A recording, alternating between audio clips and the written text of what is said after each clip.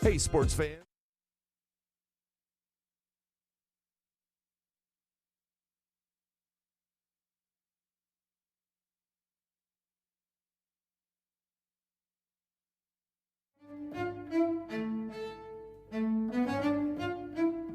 What do you get when you cross a know-it-all newspaper columnist with an awkward, unsophisticated everyman? Yeah.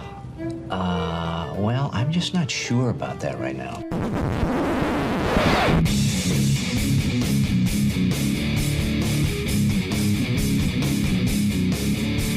Welcome to Couch and the Rube. Welcome to Couch and the Rube is always presented by Pure Options Precision Crafted Cannabis. The place to get through any long weekend, to get your chill on. If you're nervous about going back to work, going back to school on Monday, they're here for you. They're also here for you on September 7th for what I think is going to be a really cool block party, back-to-school party at their Frandor location. Go to pureoptions.com, click on the event tab for more, but it's 1 to 7 p.m. They'll have the MSU game against Maryland on the big screen there. You can be around fellow Spartans having a smoke and enjoying the game. Food trucks there. It's going to be fantastic. And our Friday afternoon show brought to you by our friends at Firekeepers Casino and Firekeepers iCasino and Sportsbook app. Download the app today. Bet the games you want to. Take advantage of new member sign-up promotions. And there's some good Premier League soccer this weekend. Week 0 of college football. It's all here. Great time to download the app, the Firekeepers iCasino and Sportsbook app today. Or just swing on down to Dacey's Tap Room and Sportsbook down at Firekeepers Casino off I-94 in Battle Creek. Jason, how you doing, brother? Like I said before, if you bet, take the over. What's up, buddy? That was not me laughing, bro. I know. It was Stephen Brooks, I think. That was my favorite part of the clip. Not Aiden Childs saying, hammer the over. It was... Nothing like media members laughing at their own questions and the jokes. Yeah, but it's kind of awkward. It's kind of quiet in there, There's no microphone on Aiden Childs, Yeah. Might as well mic the guy that's asking the question. What makes it tough, too, is there are two guys where that video is being shot there. I thought about sending you the audio. So I figured you'd find it. But there's another guy talking nearby, so it makes it difficult audio. But, yeah, Aiden Childs says take the over. I think he's talking about the season win total over. He might be talking about the over-under in the game, expecting them to score points. Either way, no unders. What else MSU would he be football. Talking about? No unders is what he's talking about. Exactly. No unders. Can you still find it at 4 and a hook? I haven't seen it anywhere. I think that might be some places. Most places I see at 5 now. But if you find it, FanDuel might have it there. I think on the Firekeepers iCasino and Sportsbook line it's 5. But and there's a little bit of juice to pay if you get it at 4.5. So which might be worth it. I think 4.5 is a great line if you can get it. I think 5 is a good line if you can get it for Michigan State's season win totals. Before we dig into our Groovy Donut Twitter questions, I think it's going to be a good show with those. Another quiz about the Young Boys of Atlanta? Another quiz about the Young Boys. Are you ready? No. What we are betting this weekend, presented by the Firekeepers iCasino and Sportsbook app. Will you have anything riding this weekend? Of course, Graham. It's week 0 of college football. That's time to make terrible decisions. Everybody and their brother on Twitter is going to tell you to stay away from week 0. But you have to sprinkle a little bit. We've waited for some meaningful football here, and we have a decent game in Dublin, right? I just can't figure out the spread. I just have no idea. I think Florida State kicks their ass, but everybody's been hammering, I think, Ja Tech. So I'm going to have to do some due diligence, as Tim Stout says, overnight. I don't know, right? I mean, that's the only game that's kind of interesting to me tomorrow at noon. Yeah, and unfortunately for that game, I mean, if a game happens during Arsenal-Aston Villa, is it happening? All I know is I don't think there is week 0 for me because Arsenal-Aston Villa, which is one of the games I'm betting. I'm on Aston Villa at home, and you can get like on the Asian handicap line, which means basically plus 0.75, or it's plus a Why half. is it Asian? Well, I don't know. They call it the Asian handicap. In other words, at minus 120, you can pretty much get Aston Villa plus a half, comma, plus a goal. What that means is if they lose by 1, you'll only owe half your bet. If they don't lose at all, you win the whole thing. It's a good deal. I like Aston Villa against Arsenal at home. I think it's a really good game early in the season. And I also, you can't spell Aston without ass. There you go. I like Brighton also, 7:30 a.m. on Saturday on the Pick'em, which means if they draw, you get your money back at home against Manchester United. Those are the two games I'm all over this weekend in the Premier League, and that is what we're betting. Presented by Firekeepers iCasino and Sportsbook app. Jason, yes, you ready to? Oh, first of all, do you know how the young boys did the other day? I have no idea. Okay, I just did a walk off with my little quiz there. I got them all right, and I just didn't look back. They beat Galatasaray 3-2 in the leg 1 of the playoffs. So if they're going into next week's game in Turkey, they've got a 1-goal aggregate lead. So that's important. We'll break What's that the down Asian line on that? I can't tell you. By the way, I was just over on MSU's campus, and it is beautiful, God, right? You forget how just different this community is, and how many people, when the students are back, just how it changes. And everything takes a little longer to get places, which is fine. There's some construction, maybe an accident on Saginaw, some other things. But it is just unbelievable how different, how vibrant it is. And Save your hot takes for Monday. Is that going to be one of them? The Michigan State campus is different when the students are back. I didn't know there were also lots of young women, I'm assuming freshmen, standing outside the sororities as I was driving up, and then they let them all in. I don't know if that's Did you just have the window down as you drove by? I think it's just a sorority open house, but you just want to tell some of them, don't do it. Don't do it. It's bad decisions. Don't be a cock here. blocker, Couch. Come on. It's good for everyone. That's not what Don't be that old guy that just drives by and hates on everything. You know that shit was great back in the day. I know you weren't invited, but I did sneak into a couple, and I get the whole thing. I get why you would do it at that age. Okay. After the fact, you would look at it and go, I don't know. But at the time, man, I was jealous. Because I did see all these move-in stories, the local news. They do the same thing. And I was like, man, I'm so jealous of those kids. Like, the parents are leaving. Like, that first feeling of just like... We used to, when I was my second year at Columbia College in Chicago, a group of us got in on the move-in committee. And what that meant is we had to help a lot of other kids move in, but we got to move in a week earlier than everybody else, which is fun because you're in a week earlier in Chicago. It's a really good trade, and you get to know everybody as they're moving in, including the attractive young women. And so you don't look at the ugly ones? Okay, you don't help them This move? has gone off the rails. That's not. No, you help everybody move. You help everybody move, but you just get to know a lot of people. And when you're 19, 20 years old, that's a really fun, good way to meet people. But the gay guys you just push down the stairs. See, now this all the good times from college. We're going to Columbia and Chicago. So much in post. And I shouldn't even tell this story, but you should. But I do remember, like when we were like 20 years old, these people would move in and they'd have their back home boyfriend with them from high school. Yeah, not happening. You're like, that's not going to last the semester, and you just kind of looked at him and nodded. You're like, even he knew it though. There's going to be this emotional, you deal, and things aren't going to be happy for a little while, and then it's just going to be done. And by Christmas, Thanksgiving, and I don't even know why you put in all this effort to move her in. I just remember thinking, and that played out over and over and over again, and it is what it is. But at least there was no apps. Like you could see the whole thing going down on Snapchat. Correct. Watching her go down. You know what I mean? Like Jesus. you just wouldn't. I was trying to give a visual. No, you made it a bigger deal. This is the worst. You brought it up. That is a story that should have been worth telling, presented by our friends at Midtown Brewing Company in downtown Lansing. There was no apps back then. There were no apps. Just saying. By the way, Midtown Brewing Company, I was asked, I was just chatting with Michigan State football coach Jonathan Smith a little bit ago for a story we're doing for this Sunday. And he was looking for like restaurant recommendations. Midtown Brewing Company. One of the came to mind because he's looking for a place where he won't be accosted, like that sort of thing. Maybe we'll fix this whole thing in post. He won't be accosted down there. No, Did you recommend any other restaurants? I think it's a great vibe. Like I think you can be you can. It's just a great vibe. It's a chill vibe, like Midtown Brewing Company. Move the coaches show there. Let's do it. Yeah, we're gonna fix this whole. Yeah, we need to start over. Yeah, start the whole thing over. Fix it in post.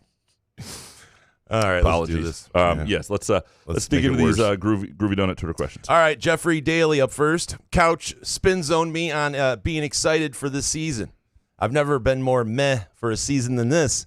I'm open starting Monday, game week. I perk up, but right now I feel like a big island bowl at Front 43 and Cask and Company after being eaten by Graham, empty and pushed off to the side. Caution. You are about to enter the spin zone with noted newspaper columnist and radio host Graham Couch. They've got 60 new players on this team, 61, I believe. Like, they might be okay. They might be pretty good. They've got a quarterback who, as just a physical talent, now he's only 18 years old, so it's going to take some time, is different than anything that I've ever seen them have in Aiden Childs. Like, they've got a coaching staff that is done it before and understands how to build culture and team and develop players. They've got, I think, a schedule that allows some opportunities and some toss-up situations that will, if you have the right staff in place and the right player development and all that sort of stuff, you've got a chance to win some games. And when you go game by game into this schedule, there are a lot of games where you can see them winning. There are a lot of games you can see them losing, and there are a lot of teams that are going through similar things in terms of roster turnover, so you don't know exactly what they have. Transfer quarterback here or there, transfer quarterback at FAU, transfer quarterback a lot of places. But there is, I think, an opportunity if you go game by game for them to be in or win a lot of games. And I understand why, if I were a fan waiting till like the week one to really feel something, because last year was a disaster, and this isn't going to be a year where they're competing for a playoff berth most likely or anything like that. But I think this will be a year you will enjoy a lot of the smaller victories, and that comes relative to last year and the misery that was, and relative to expectations. Like I said before, if you bet, take the over. Jebediah next. Call your shot. Is MSU football better or worse today if, instead of the Mel Tucker hire, we named Jim Tressel interim for the 2020 season, then hired someone like DeBoer, or name your coach in 2021? This is a really good question, because there's just no way of knowing. I mean, at the time, you don't want to hire, because anything you do at the moment, first of all, they didn't know COVID was about to happen. And anything you do in the moment that's a temporary solution stalls your program. And, back then the transfer portal was a little different in terms of sitting out, but how many guys leave? You can't recruit to it, so you're losing an entire class anyway. Like, it gets tricky. Like, I don't know. Back then, nobody would have wanted the temporary hire. But as you fast forward all these years, and it was a pandemic year anyway, I mean, the reality is, even though I don't think D'Antonio would have been great for a pandemic setting, the reality is if you knew the pandemic was coming, you would just say, hey, do one more season, Mark, and then have a full hire after that and get through it. But that would have probably been the best situation for the program. Yeah, we don't have enough time for all of that. Jebediah and DMB. Why is Blue Wall Sharbsy still upset about Caton Hauser a year and a half after the 2023 spring game and months after he quit his job with the Detroit News? And from DMB, beat writers are petty. And from Chris Eastlick, did the beat writers group chat blow up on Charbonneau with a "What are you doing, man?" after he messed with the hornet's nest? What did he do? And I'll have to look. I wasn't paying all that much attention, but he wow, that's not very nice. It's a friend of yours. Well, no, I'm in the group chat. Let me see if there's anything in the group chat about it. No, I'm just kidding. No, it was about something with Caton Hauser and how much hype there was about him coming. I mean, here's the thing with Charbonneau is not somebody who is actually upset. He does not care. It is not driving him nuts. It's a weird way to show it, I guess. But with the Caton Hauser situation, I think where there was a little bit of pushback was there was just this. It felt like there was this hype train that was being pushed on everybody that wasn't based on anything real. And in that I think, I mean, I didn't bother me that much, but it drove some people nuts. It was like, what, and so again, I'm not saying Katon Hauser won't be a good quarterback. He was in an awful situation last year. I think we all watched him enough to know that there's not like tremendous zip on the arm, so to speak. You know, there might be a ceiling there. Zip on the arm? Yeah. You know what I mean? Like, yeah. Spins it. Yeah. We did not get on Charbonneau. If anything, in that group chat, people are more likely to egg him on if he does so. Because we all want to see each other do something on Twitter that's going to get each other in trouble. Like if I were to text the group chat or any of the group chats I'm in and say, should I tweet this or is this just a text? They would encourage me to tweet it and get in trouble. Like that's just the type of friends we are. Like this. I will. This is the audio of the group chat. I will. Anyway, Chris Eastlick, C-Dubs, and Jake Hawkins. Speaking of Katon Hauser, it's usually never good when a former player calls the offense hot garbage, is it? Thoughts on Katon Hauser trashing the program and Mel Tucker on an East Carolina pod? Yeah, I mean, it was a shit show. It was. What is he lying about? Anything? Yeah, you want honesty. And he went through a year in hell where, he was, I don't think the best quarterback, but I think he was. I also don't think what they did was fair to him. I don't think the offense around him, they didn't know what they were doing. They didn't have the weapons, and it was brutal. And he got through it. And I also think, he sort of trashed the fan base too and other things, and that's a lot of places. Every place is fickle. And,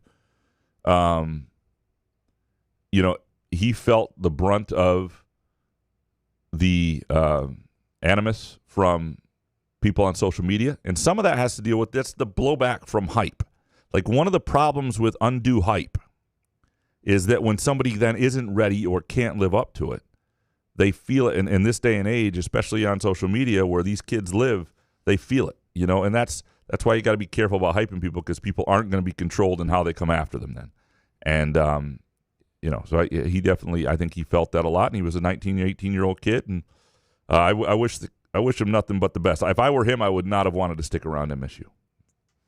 DMB, Mel Tucker's decision to have a quarterback competition in 2023 is almost as embarrassing as his wiener incident. Thorne struggled in 2022, but Noah Kim didn't belong on that roster. The wiener incident, that's a good thing. That's a way to call it right there. My problem with the Mel Tucker decision was it wasn't the decision itself. It was how he communicated it to people. And this drives me, and this is something that drives me batshit when people don't know how to communicate well in leadership situations. Like, Mel Tucker may know more X's and O's than me about certain things. I guarantee you I could have handled that situation better. I could have threaded that needle and gotten Peyton Thorne back and still had all the guys thinking they were competing for the job. And it's how you address it with people. I thought you were talking about the wiener incident. No. You don't help him with okay. I would not be there. You're talking about the quarterback situation. I'm not going to be like on the other line on the phone to help him out with that. That would not. Yeah, I'm talking about really the quarterback situation. Pianist. DMB Kirk Ference put on a PR clinic. The autistic prodigal son could never. So Kirk Ference is suspended for Iowa's opener, I believe, against Illinois State. For having his son run the offense last year for one more year? No. I don't blame anyone for suspending him for that. For meddling in the recruitment of Cade McNamara before he was in the transfer portal. But he was, So give him a medal for being honest? Well, again, it's not everybody is to do. Not for everybody, apparently. I understand Harbaugh, but everyone else to get in front of it, right? It was a pretty good get in front of moment that makes it a shorter story than it had to be. He was accountable.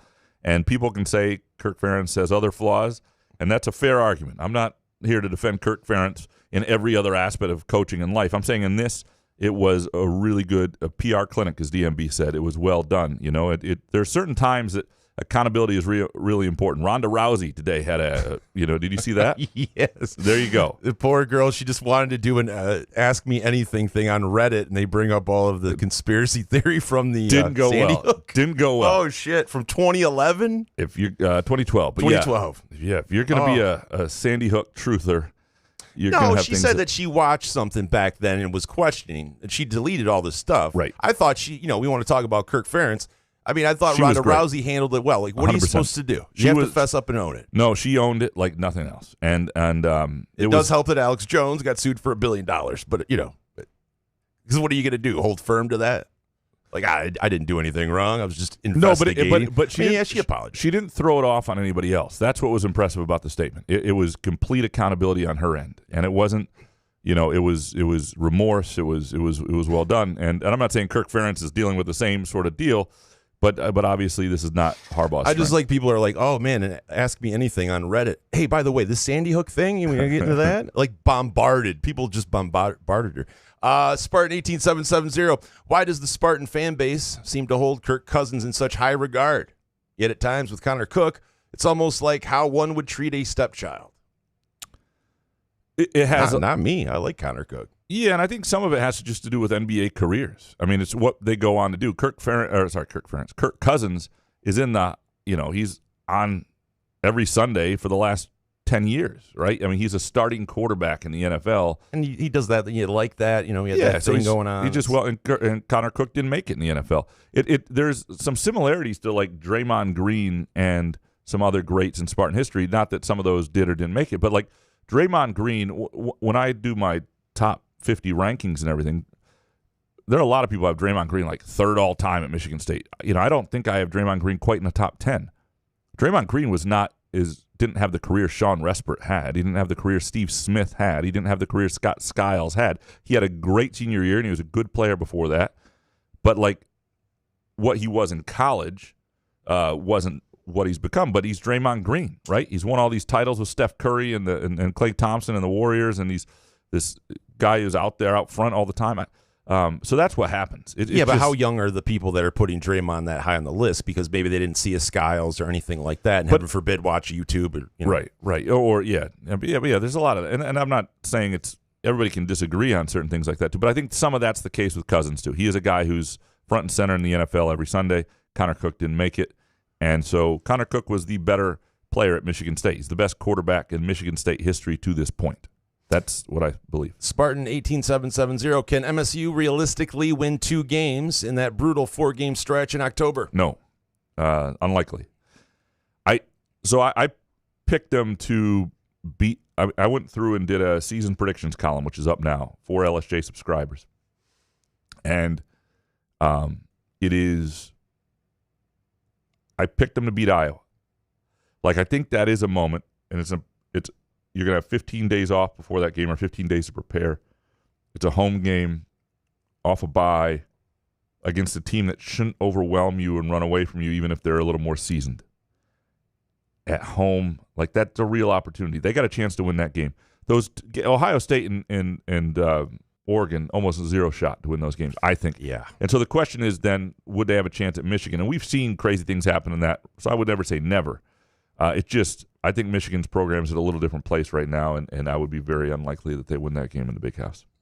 Next one from Spartan guys: New York strip or ribeye? Where you at? I'm not a steak guy. So I haven't really tried a New York strip up, so I guess I'd say ribeye. But I love a good ribeye, but the thing I like about a New York strip is that it's often the most steak for your buck. It's cheaper than a fillet. It's we're going for a bargain now. It's a good bargain steak. It's a great bargain steak, the New York strip. Yeah.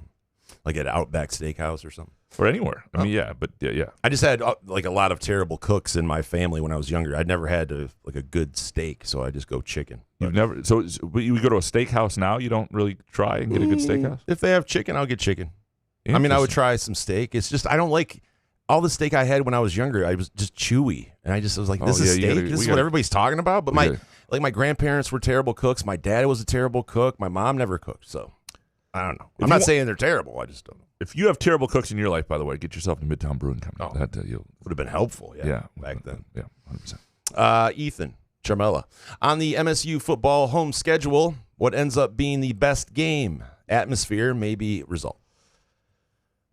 This is a good question because the best game, I would say that Iowa game has a chance to be it. You got that late October-ish, not cold yet, but feels like fall, October 19th or whatever that is, and should be a competitive game and a chance to win a game that has some meaning to it. And they're going to be coming off a bye and a couple rough losses, and I think there'll be some circle the wagons moment. I think that Iowa game has a chance to be the game that everybody really enjoys the most because everything else, like if you just look at their home schedule, One's the opener. Okay, it's mid-major. It's the opener. It's a decent, at times a decent mid-major.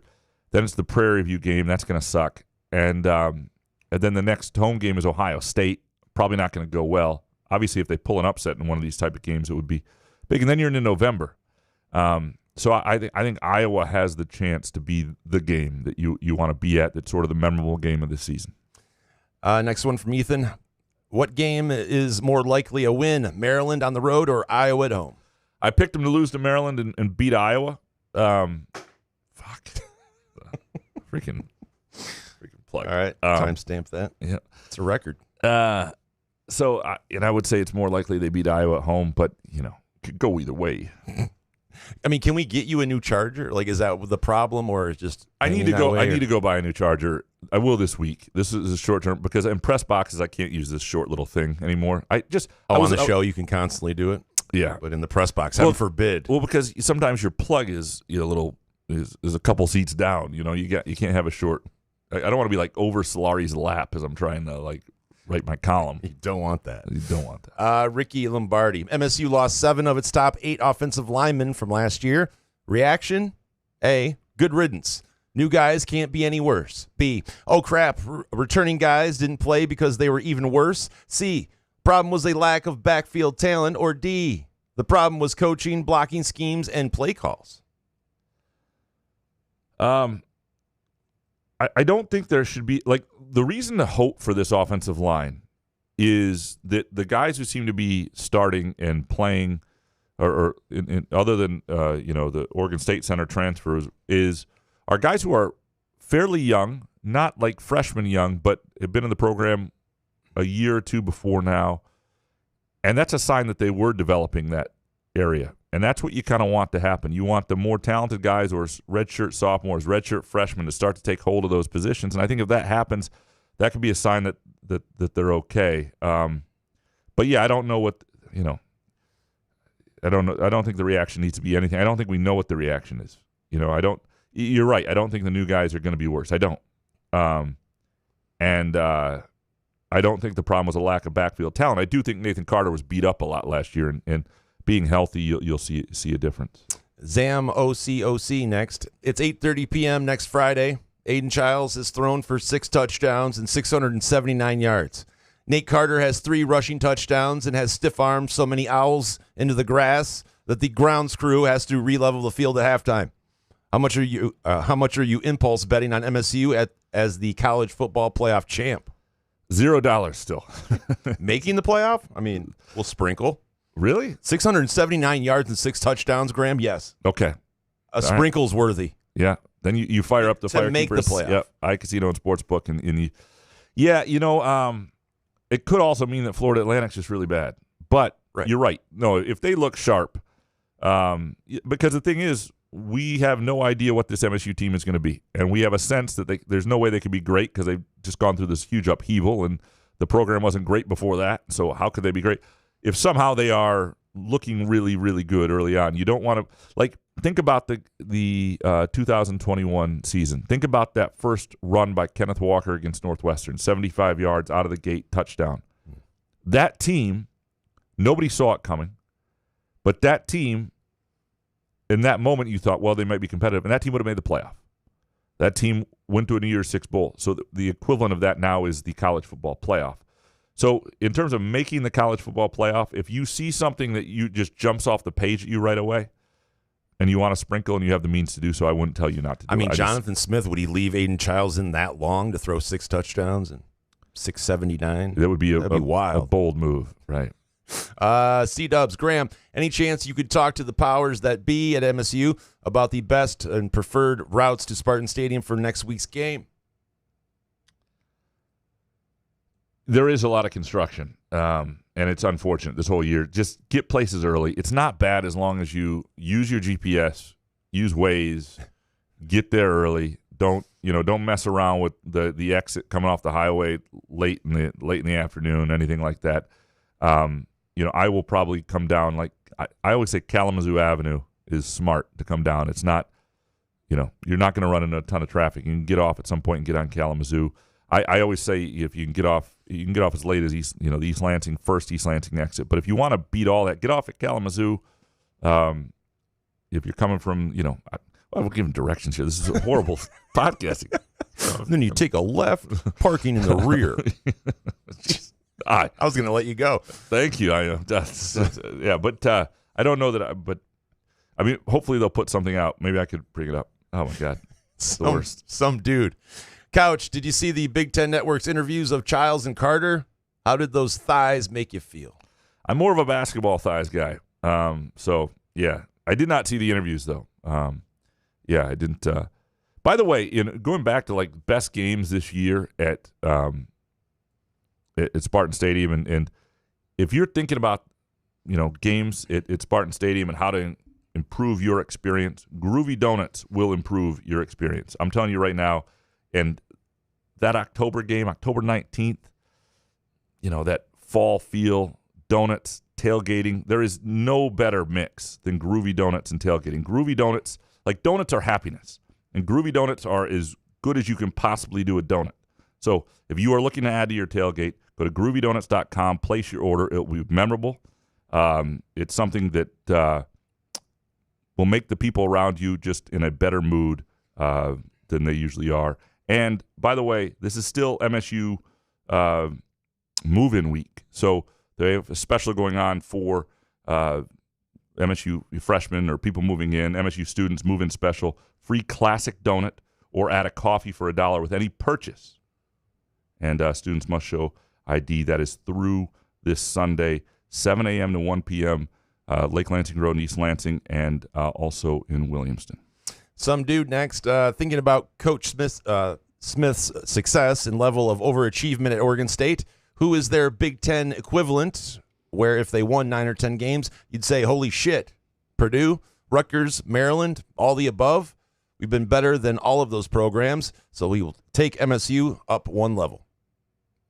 Yeah, I mean, the equivalent to Oregon State is probably Purdue. They've had moments, but, he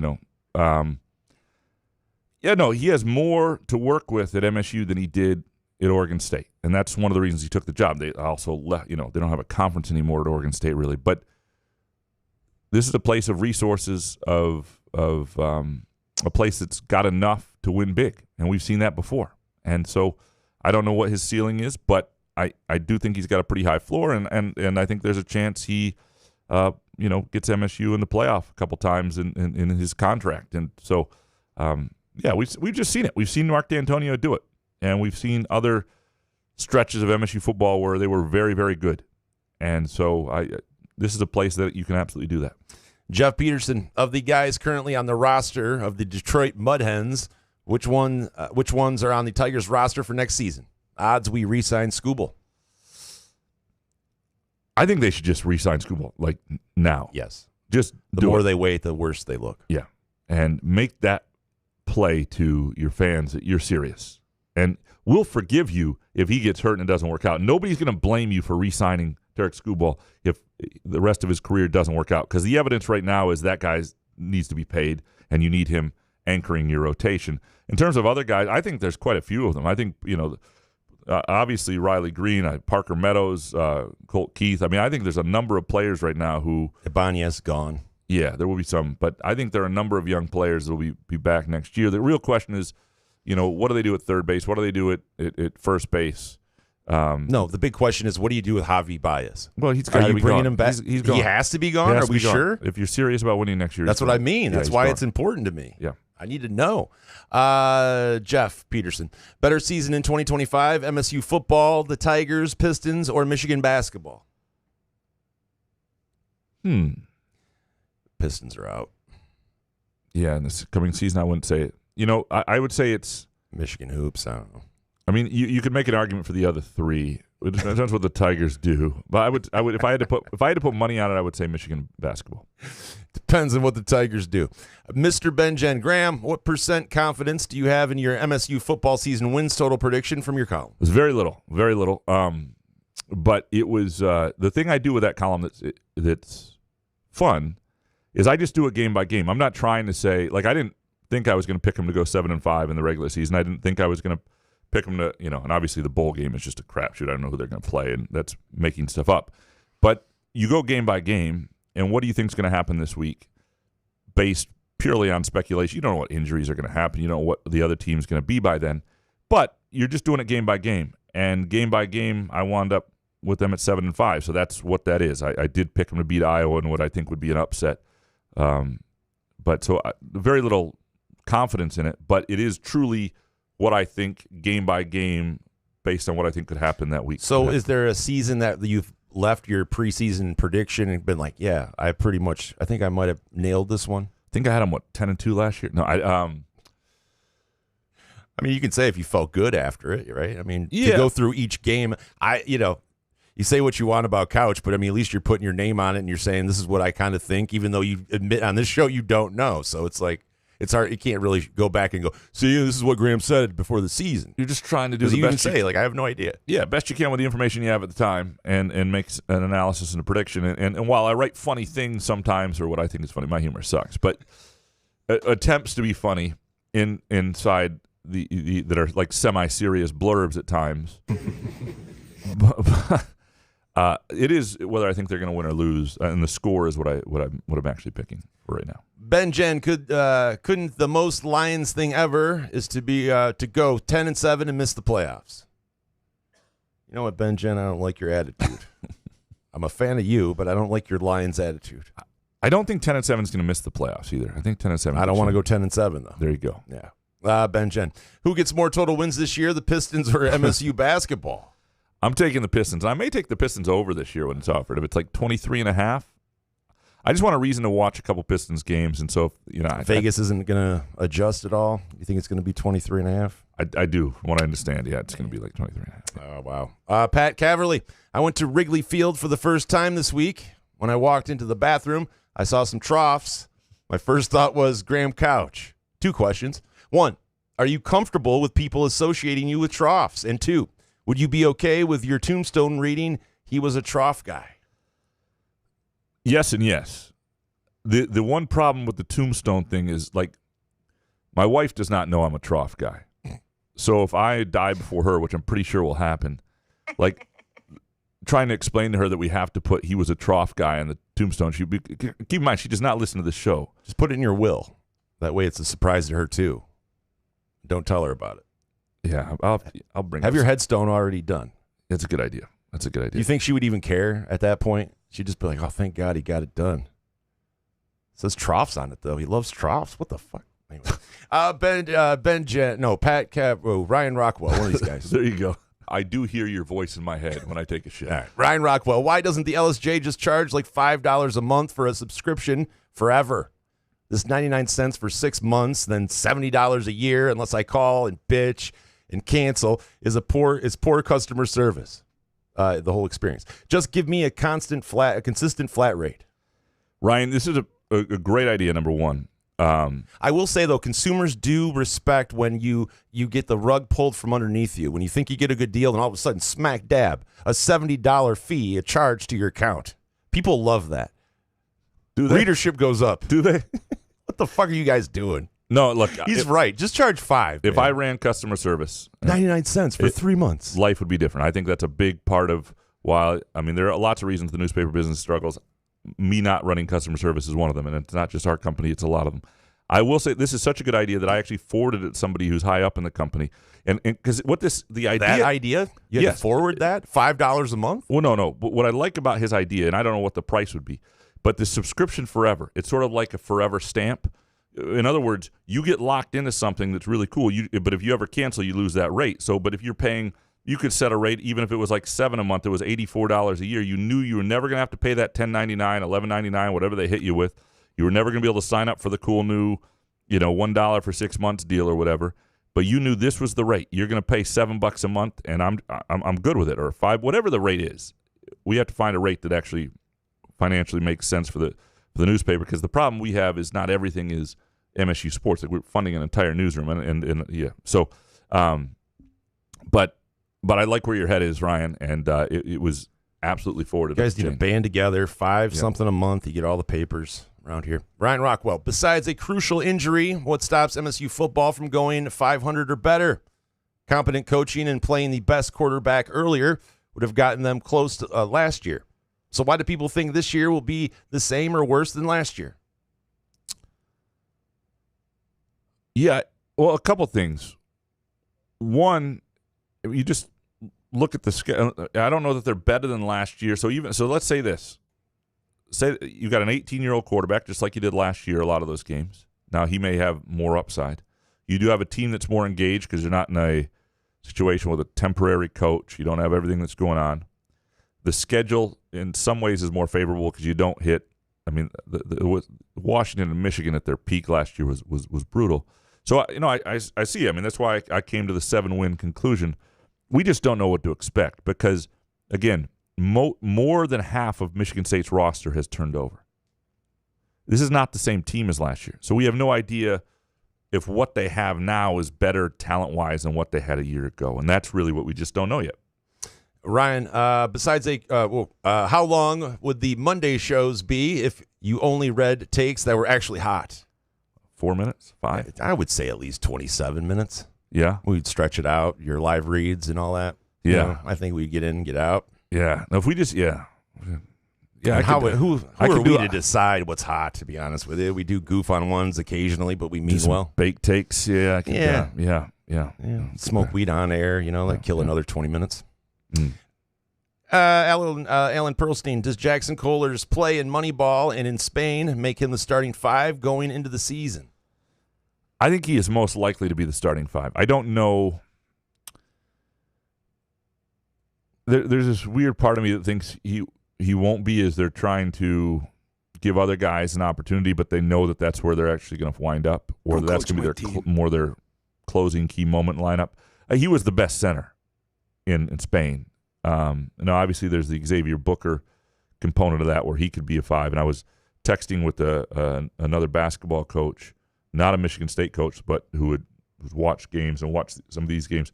His basic thing is Cohen Carr has to start. Like, you got to make that guy has a chance to just be a real difference maker. Listen to this guy. And big Cohen Carr guy, 24-25. So that was interesting to me. I like hearing that. I don't know if you can do that if you start you're going to start Booker at the 4. I don't think Cohen Carr as a 3 is the best setup. You're going to start Frankie Fiddler. And it's not who starts, it's who's on the court when things really matter. But if Cohen Carr becomes the guy that you can't take off the floor because of how he impacts a game late, it's going to raise a bunch of questions about where he plays, who's in late in games, and we'll see if he becomes that player. He did it in Spain a little bit, especially in that last game. He was really, really, really good. But I would think, to me, Jackson Kohler is the most likely starting 5 headed into the season. Spartan Dog 97. Why doesn't the Cooper Kohler Carr trio drive Izzo insane like it does the rest of us? Even idiots like me can see it doesn't work. Doesn't he know the definition of insanity? Yeah, I mean, the problem is there's just not enough shooting out there, and it makes Carr less effective, and it makes everybody less effective. It doesn't. You're right. It doesn't work. Now, they were playing some teams with some size, and he was trying a lot of different things. I'm not going to hold Izzo's feet to the flame for any rotations or roster decisions or whatever in Spain. But yeah, if he goes with a too big lineup that doesn't stretch the floor and has Cohen Carr at the 3, and Kohler hits some threes, but he's not this pure shooter that scares people. And it's not like, and I think obviously Booker gives you a different element there. But yeah, I don't know what he sees in that. And I don't know if, frankly, he may know the same thing. He may have been just trying to give people different looks, and who knows. And we said, would somebody please guard somebody? Corey Ostrom, what is your MSU basketball starting lineup and sub rotations? All right, we're going Jeremy Fears, Jay Nakins, Frankie Fiddler, Xavier Booker, and then I think it'll be Jackson Kohler, but it could be somebody else. It could be Zapala starts. That's a way to get him minutes, like kind of how they did with Madi Sissoko. And then the rotations, I think all the bigs will play to some degree. I think you're certainly getting a lot of Trey Holloman. You'll get a lot of Cohen Carr. And I think the freshman guards are going to push for minutes. It's going to be very interesting with Kurt Tang and Jace Richardson, because I think when you watch both of them, you're like, those guys are ready to have a role, but it also becomes a numbers game. And Garrick Norman will, be trying to battle for those minutes too. And so who can, when I watch Jace Richardson, for example, there are moments I'm like, that guy, boy, he's really good already. But then he also makes some mistakes. And so part of, one of the reasons Trey Holloman played so much as a true freshman 2 years ago is he was he did not make a lot of mistakes when he was out there. He played 10 solid minutes a game, and so can Jace Richardson not make the big mistakes when he's out there? Can Kurt Tang hit shots, or is it Garrick Norman who hits shots? Like I think a lot of that is stuff that'll get sorted out obviously over the next few months. Now, next one from Corey. How hard is Ramel pushing Baldwin at left tackle? Who are your starters in the back seven next Friday?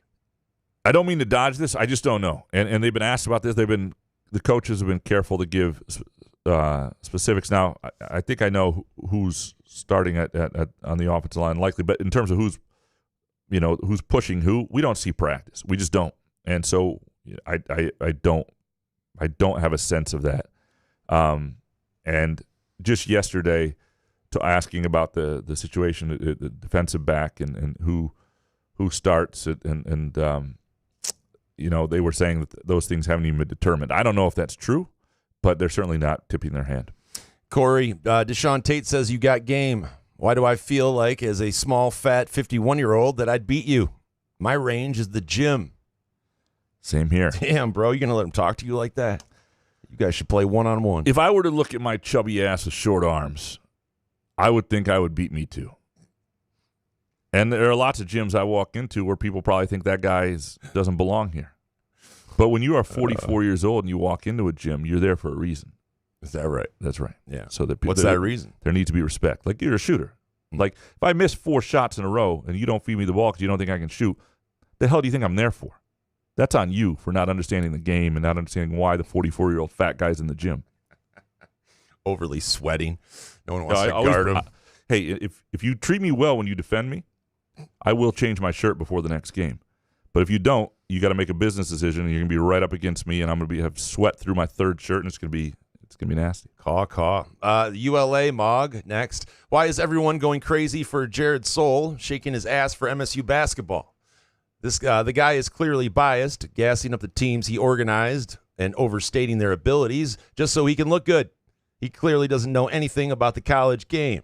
How can he seriously say MSU is an Elite 8 team? So this is the guy who organized the games the Michigan State played in Spain, and I think he has more credibility on certainly the teams he put together in Spain and the ones he said were better or not as good, I think. But, yeah, I don't think there's any way to know what MSU is. Now, there's nothing that happened in Spain that made me think MSU doesn't have the potential to be very good, but it was an August. But this guy put it on, right? Like, so he's going to pump up a team that he's bringing over to play there, right? Probably. And I'm not saying he doesn't know basketball, and I'm not saying he doesn't. That's not his honest opinion. But I think he's not going to go, I don't know, maybe an NIT team. It's early to say that about it could go either way right now. Could go either way.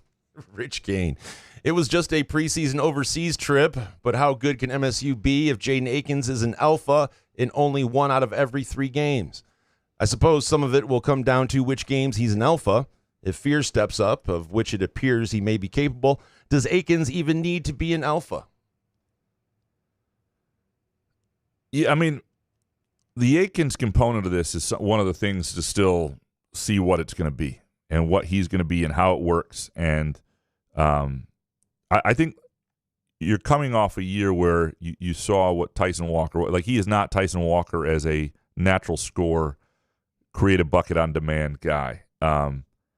And so, yeah, I do think it's a different type of team that is less oriented around one guy needing to carry moments. I think Fiddler, I think Fears will have the ball in his hands a lot. I think Booker, I just think there's a lot of potential still with guys.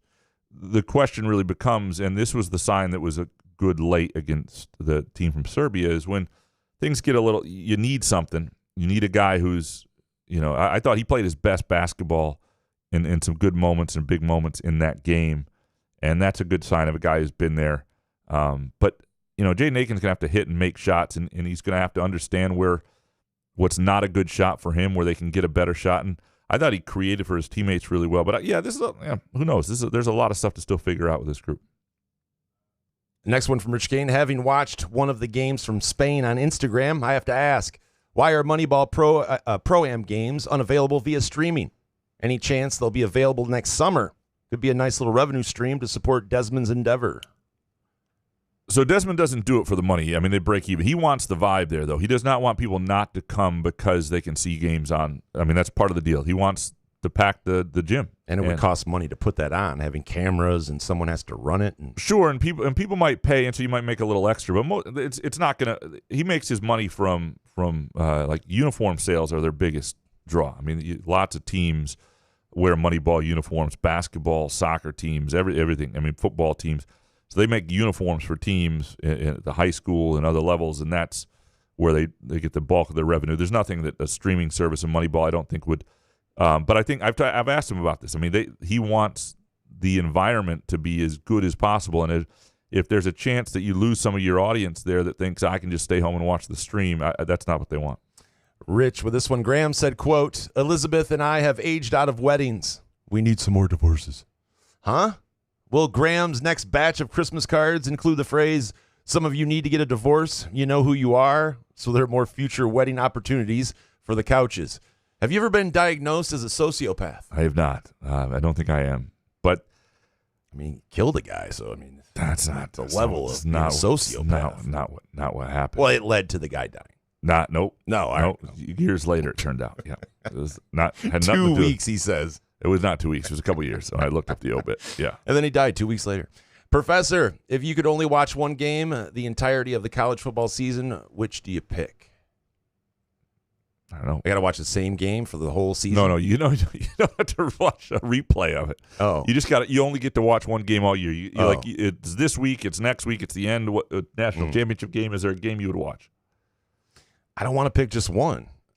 There's no good answer for that, right? Right. To me, a national championship, I guess. It would probably be Michigan, Ohio State, just because I want to see. Yeah, all right. I want to see that game, and I want to see Ohio State's response and how that all works. Or if I had to choose one game, it would probably be in the college football playoff. If there is a first-round game where a southern team has to come up north and play in like 0-degree temperatures in December.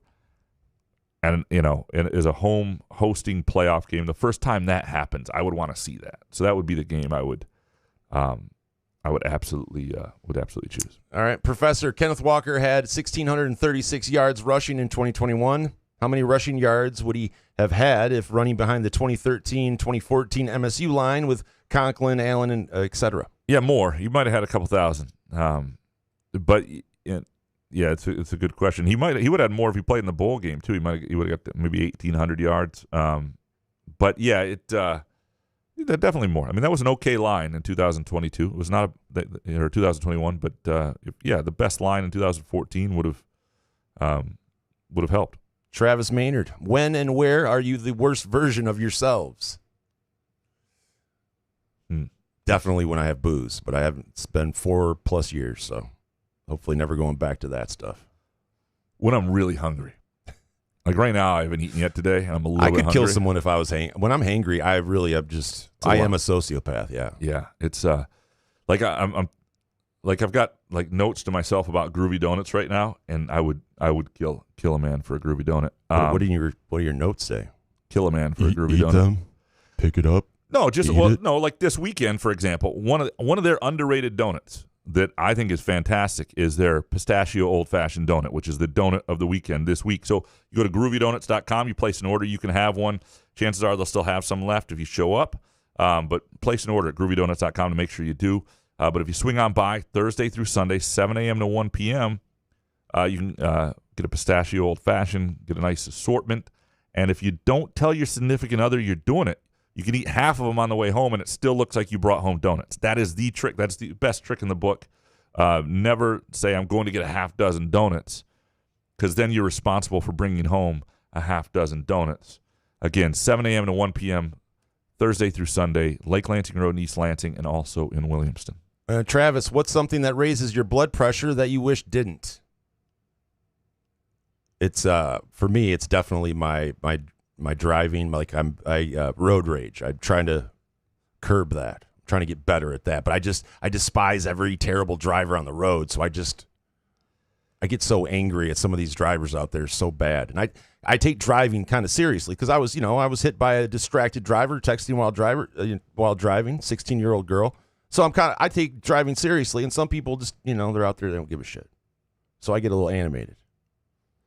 Yeah, I would say it's. But I need to chill because I don't want to get shot. I wish it was like a backdoor cover that goes against me. I wish that didn't raise my blood pressure. That'll happen, yeah. It does still at this point. Or live betting until you squeeze out all value out of your bet.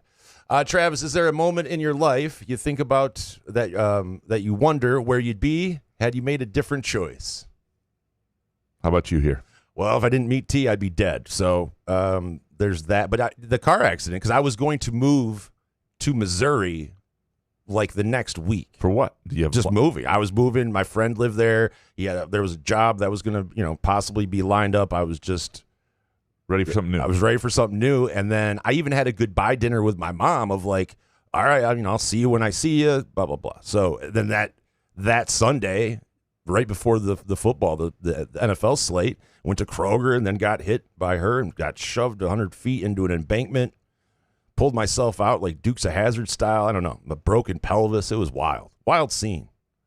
And that's where you got the payment from that you had. I did. Yeah. I did. It took a long. It wasn't, honestly, the money that I received was definitely not worth everything that I went to, not only through the car accident, just years after, and, the pills and the drinking. It just all led to that, So it's not, people are like, oh, at least you had that chunk of money. I'm like, yeah, it was great. I just smoked through it. And story worth telling nonetheless, presented by our friends at Midtown Brewing Company in downtown Lansing. Awesome place for a Friday night date night. It will not cost you your entire injury settlement. It is a affordable but just great vibes, chill vibes. It's the type of place you can go and just be with your people and enjoy the atmosphere and enjoy the customer service and just a terrific menu and beer selection. That's in downtown Lansing. Also great Sunday brunch.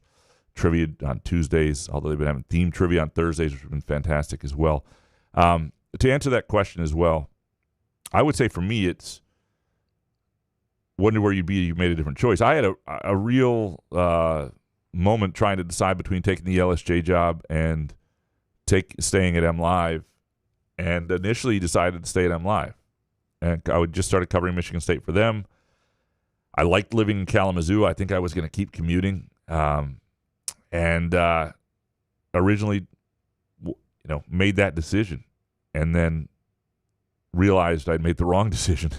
But if I don't, and they came back and offered me a little more and sweetened the offer. Listen to this guy. But if I don't make that decision, I don't meet Elizabeth because she worked at the LSJ. That's where we met. So, I don't know where I'd be. We wouldn't be doing this show probably. Ebling had still offered me some of the radio ideas that he had at the time, so maybe I would have gotten used to in with him, and maybe maybe this whole thing would have happened. But I don't. You and Mad Dog would be doing a show. I'd be down in Arkansas or Alabama with him. So who knows? But I wouldn't have met my wife probably. I'd just be a really single, ugly 44-year-old fat guy who was on Tinder a lot. I don't know that. You said Grindr wrong. The Uper related follow-up. If Couch in the Rube was a TV show, which actors would play you? I'd go Philip Seymour Hoffman for Graham and Norman Reedus as the Rube. I did see this last night, and I did read it out loud, and T was happy with Norman Reedus. Yeah. I forgot who Norman Reedus was and looked him up, and I was all right with that. I was happy with that. Very mysterious-looking guy. Yeah. Ladies think he's good-looking. I would 100% take Philip Seymour Hoffman for myself. Oh, a bloated heroin addict? I'd do it. I would take that, too. Yeah, I would take that. Oh, we missed one from DeUper. Oh, shit. I'm so sorry. You ever consider a weekly slice of life column in the style of Dave Barry? Call it a story worth telling and cash in on the big bucks. Maybe even a TV sitcom with a solid 4-year-old. Yeah, please God, do that. A slice of life column with Graham. Oh my story God, worth telling. Yeah, there are other things I'd like to do other than $5 a just month. sports. If we had a bigger staff, every time bullshit. Let's do it. Yeah, I just don't send that to the the editor. Don't know if I have the time. It's one of those things I would start and not be able to finish. Just one column? No, I mean I'm saying we do like 4 or 5 of them. And be like, this is a lot of work. Yeah, it wouldn't be like a local Mitch Albom. Albom. Dayuper. No, we did that. Related follow-up. Nope. Suburban Spartan Dad, the Beyonce and Taylor Swift rumors at the DNC didn't pan out. If you could pair up any 2 artists, living or dead, for the ultimate concert, who do you pick? Who's your ultimate concert? Definitely a prime Who, followed by the prime, like anytime, honestly, Rolling Stones. But old school, like Keith Moon, who first? Okay. Yeah. Yeah, for me, it's Springsteen doing Les Mis, and that's it. And I would just love to see the whole E Street Band and do the whole score. God. Gorham, volleyball dad. Is this the season Okemos wins a football game? How in the wide world of sports does a school that size lose 40 games in a row? Yeah. I saw this. I forget what channel, local TV it was on, but I saw that. I'm like, how in the hell? You're telling me Okemos hasn't won a game in how long? 5 years? Yeah, it's not a school that's traditionally had great football, but yeah, they should have enough kids, right? It's not a toughness football school, and I don't have a whole lot of sympathy for them because it's Okemos, and if you grow up in Lansing, you feel a certain way about Okemos. I just hate driving around there. That's pretty much it. Yeah.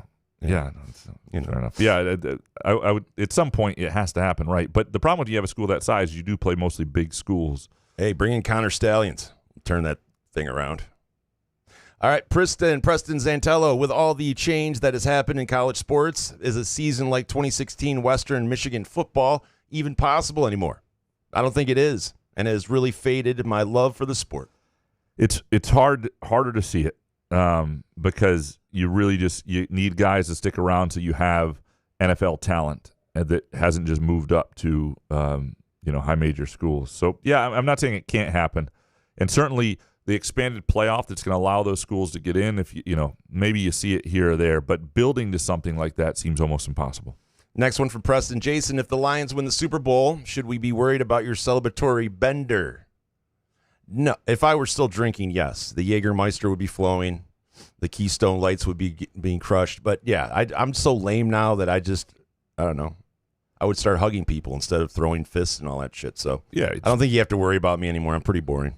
The number of the MGs from Pure Options would be off the charts. But you'd be fine. Oh yeah, and yeah, we'd have to. I mean, well, there's some white knuckle situations that you have to break through, but at the end you'll be fine. But yeah, I don't have any interest because I've been to road games. We were in Green Bay. I had nothing in me that wanted to start anything.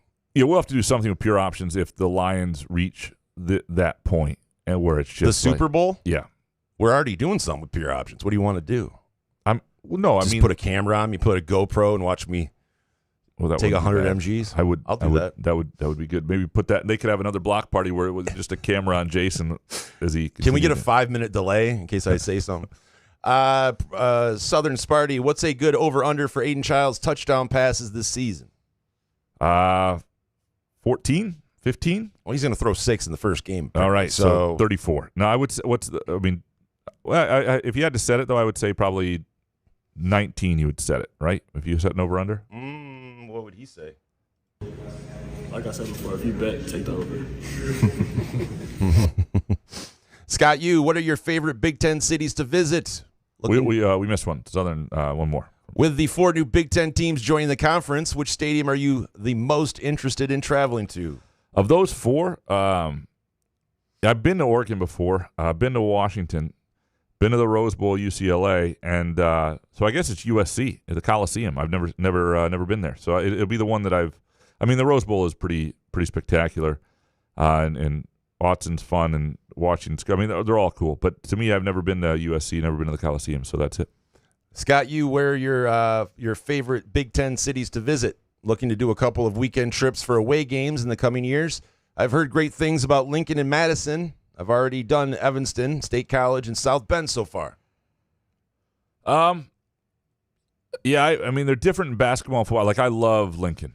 I love Lincoln, Nebraska. I love it, especially in basketball, because the stadium is right near a bunch of hotels in a cool Haymarket district, and it's a great place to stay, and it's a cool vibe. I think Lincoln's good anyway. Lincoln, Nebraska is definitely one to do. Madison's a fabulous town. I mean, there's no question about it. Where you can stay on a football weekend in those places, though, can impact it. Like, if you can't be near the stuff, I think that makes a difference. And so I think, because but those two stand out. There's no question about it. I've had fun in Iowa City. I'm trying to think of a place that I have. Minneapolis is cool, even though it's not really a college town. But Lincoln and Madison, if you're right on. Like, if you're just thinking about 2 places to try to plan for, get a good hotel.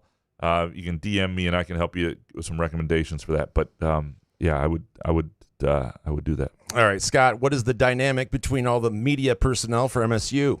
Is it strictly work colleagues, competitive, friendly, or some actual friends? Has there been anyone that gets better access than you would expect? Well, Hondo back in the day, 100%.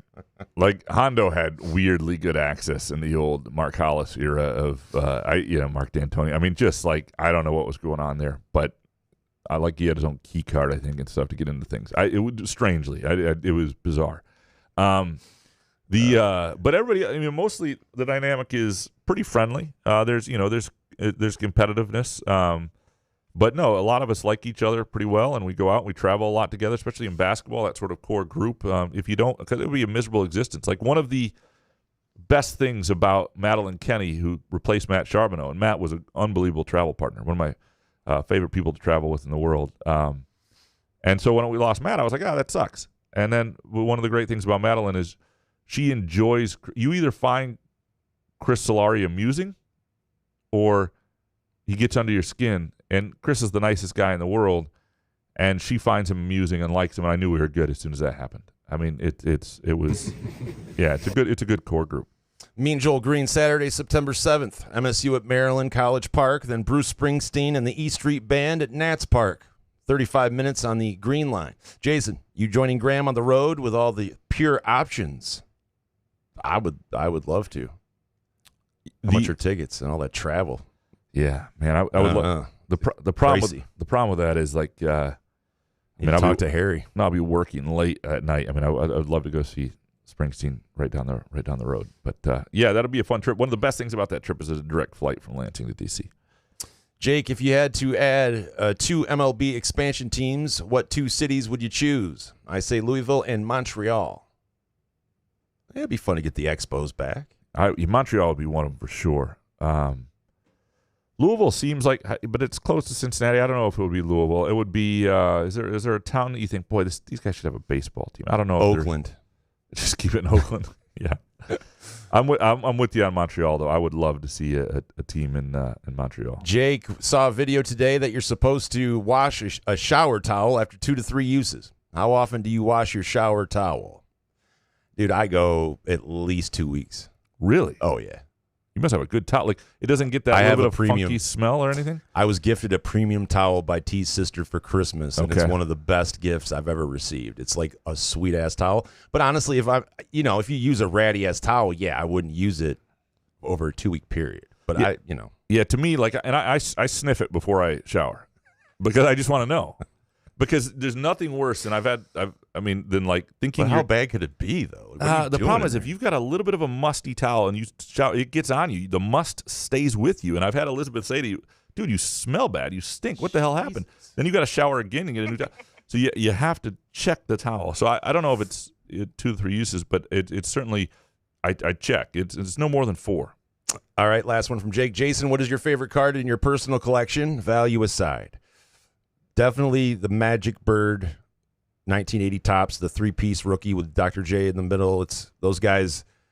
I mean, obviously you can tell that they didn't have their each individual rookie card. That's how no one really cared about the NBA when those guys were coming out. So I think those guys were the foundation for the NBA that I grew up and loved. So it's I love just staring at that card. David Jackson, how did the game between the young boys versus the Turkish prison guards turn out? We all saw Midnight Express, 3-2, young boys over the prison guards. Another leg next week, though, in Turkey. Good job, boys. David Jackson, can we learn more information about the great Jordan Prefuck? He's an American. Yeah. What's the what? He's on the Young Boys. He was the great. He was on the Young Boys when he scored the goal. I thought we were talking about everyone's favorite Michigan fan, Jordan. And no. Story I told us. Okay. No. He was the guy who scored the goal against Manchester United in the Champions League a couple years ago. Gotcha. Mojo Jojo. Can we start an over/under betting pool among listeners for the number of times Graham's computer charger will fall out of the socket in studio? I mean, it's 100%. Yeah, happening all the time. It doesn't not happen. And you would think one of these days, this person plugging that in would not do it, but I don't know. What are you gonna do? Mojo Jojo, let me charge it before the show. Mojo Jojo, since Colorado and Deion Sanders has Saudi Arabia, what foreign power should MSU seek funding from? Yeah, China. I guess China would be where the most money was, It's China would be it. Send Graham over there. Fart Soup. Graham once said Jeremy Fears was going to be a better basketball player after he got shot. Who else is Graham wishing would get shot so they could perform better? Watch out, Rube. Your producing skills could improve. Did I say that? There's no way I said that. Did I say that? There's no way. Probably. I cannot believe I would actually. I don't think so. Say I would not wish think you would. anybody getting shot ever. And if I did say that, I Just I push hope, downstairs. I hope it was explained in better context. Yeah. All right. Fart Soup. Jason, are you looking for a new friend by chance? I know a guy in Elsie. Nice guy. Likes shooting guns, picking blueberries, and talking about wind turbines. He can carry a conversation all on his own. You interested? I got enough friends. I think. I don't know. Who is it? Is it you? I mean, yeah, well, we can. Do I have to call you Fart Soup if we hang? Next one from Fart. Couch always loves to talk about his time driving truck between Indiana and Michigan, like he was hand in hand with the Teamsters picketing on the front lines with Jimmy Hoffa. When you say truck, we got to be talking about a Ford Ranger or a half-ton Silverado at best, right?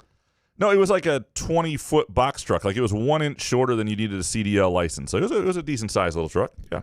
All right, Couch, Jay Riemenschneider. Jason, if you could only watch one of these movies and could never watch the other, would you pick Equalizer or Mission Impossible? Oh, Equalizer. I would watch Equalizer. If you told me I could never watch another movie ever again, I would watch the 3 Equalizers. I love that movie. I'm not telling you to go watch it. It's my preference. I don't know if you'll like it. You may hate it. Who gives a shit? But Equalizer rules. Riemann Schneider, if you were to bet and had to take them as a combo, both at plus 300, would you take Georgia and Texas or Ohio State and Oregon to win the title? I would take Ohio State and Oregon. Sprinkle on both. It could go either way. Yeah. Jay Riemann Schneider, do you jump off the Black Rocks in Marquette? I have not yet. My wife has. At some point, I might. It sounds like a lot of fun. Is she hoping you slip? I just get a little nervous. Yeah, I just don't want to die stupidly. I feel like that could happen to me. It's always a possibility. Neurotic Pants. Graham, did you know that Lee Greenwood has a Proud to Be a Canadian song as well? The man has cashed in on his maudlin country kitsch for decades. I didn't know that existed. I'd Google it, except I don't want that to be part of my I don't want that to be something that's fed to me, more Lee Greenwood. I just don't want that. Neurotic Pants. Jason, if someone got laid in the nosebleeds or upper deck of Spartan Stadium, would they be a member of the Mile High Club? No, they would be creepy. No one wants to watch you fuck. Like, no one cares. Like, get out of there. Like, why would you do that in front of people? It's disgusting. Neurotic Pants. Graham, are you going to get an expense-paid trip to Marquette this fall so you can cover the basketball game? If I promise not to talk, can you take me? My wife is going with me because she comes on all the fun trips, Maui, Marquette. She does not go to West Lafayette. It's not really her thing. But so I don't think she's going to be up for that. Otherwise, I would say yes. But yes, I'm going. The plan now, at least, is to go to Marquette and cover that game. Absolutely. Original. Why is Pure Options throwing a back-to-school party? Because I know weed ain't the first, second, or third thing that comes to mind when talking back to school. If you're a student at Michigan State University, you may have a different take on this. I think introducing yourself to the campus is really smart marketing for Pure Options. Yeah, no one likes a bummer. Original. Graham, you love some boring soccer and seem to be in touch with your feminine side, your Hugh Grant man crush, and the gay guy you push down the stairs. That being said, who would you bed first, David Beckham or Cristiano Ronaldo? Yeah, if I had to sleep with Beckham or Ronaldo, I'd choose Beckham. Both. Original Dark Mantonio, are M Live Writers podcast supposed to be neutral and professional, or is fandom okay? Because at the end of Spartan Confidential, they always say go green. It's an actual news source, not a fan site. One of the guys who does that show is a giant Spartan fan. I don't believe he hides it, but it does drive the two writers who do that podcast insane when he does it. I believe. I have but yes, though not everybody on that podcast is a fan. Hans Jurgen next. I thought most college teams played at least 5 games on a European visit. Why did MSU only play 3? How did Carson Cooper look? Who will be the backup point guard? Will the Rube kill a ref in the next 10 years? I hope not. Yeah, Jesus, I don't. By the way, I don't know. Oh yeah, never mind. MSU only played 3. Sometimes when you go, they schedule games once you're already there, and they were not sure that they thought they might add a game. You get there, you find another team to play. There's another team available that's in their preseason that's willing to play you. Apparently, that did not happen. Hans, how long would a Sports Writers Hall of Fame stay open before it went out of business? About a week and a half. You know, most of the sports writers would go see it, but once they did that, it'd be like, actually, other people don't want this. Hans, is Nathan Carter the most mature MSU athlete you've ever covered? He's a very mature young man. But I have covered, Xavier Tillman comes to mind as somebody who is about as mature as they get. Hans, if Mel Tucker wins his lawsuit, will you write a mea culpa in the LSJ? I didn't do anything wrong. No. All right. Is your donut eating as reckless as the transfer portal? Sometimes, but it's mostly Groovy Donut's fault. It's that good. All right. The Hawk, Jake Hawkins. How surprising is it that Kirk Ference committed a recruiting violation? I feel like Hawk had more than one question, and somehow I missed it. He 1,000% did. But I think he set a record. Everybody probably lives on the gray line. It's not that surprising. I think it's more honorable that he was came out and owned it. He deserves 5 games for last year. That offense was terrible. That's true. He came out and owned it, and I think that's a good example for All people. right, Jerk Guy, finally here. If you're invisible and you close your eyes, can you see through your eyelids? I don't believe so. No, I can't. Upper Deck Jerk Guy, if you could start a business related to your fetish, what kind of business would it be? Gambling related, right? What's the business of killing a gay guy? Okay, see, that joke's going to have to end, I think. Fix it in post. What's the first 3 digits of your social security number? 421. You did it. Upper Deck Jerk Guy, is Hans Jurgen the best question asker after me? Absolutely. Yes. Upper Deck Jerk Guy, how many soccer games would someone have to make Jason watch before you would crack and give up the nuclear codes? 5 games. Upper Deck Jerk Guy, does Smith have private meetings with his players unlike the last guy? I think he is more accessible. That is something that's certainly been noted. There's a little bit of a different vibe that apparently Mel Tucker did not provide with his players, at least. We appreciate all of you producing our show. So, Jason, nice work getting through those. We were a little bit on a time crunch. I got in late after an interview, and we only had so much time, and we appreciate you for putting up with that. We appreciate Groovy Donuts. Go to groovydonuts.com. Place your order today. Think about them for tailgating or any other function this fall. 2 locations, Lake Lansing Road in East Lansing, and also in Williamston, 7 a.m. to 1 p.m. Thursday through Sunday. We appreciate our friends at Front 43 and Cask & Company at Midtown Brewing Company. And, of course, Firekeepers and the Firekeepers iCasino and Sportsbook app. And thank you, as always, to Pure Options. Good show, man. Yeah, man. Couch in the Roof.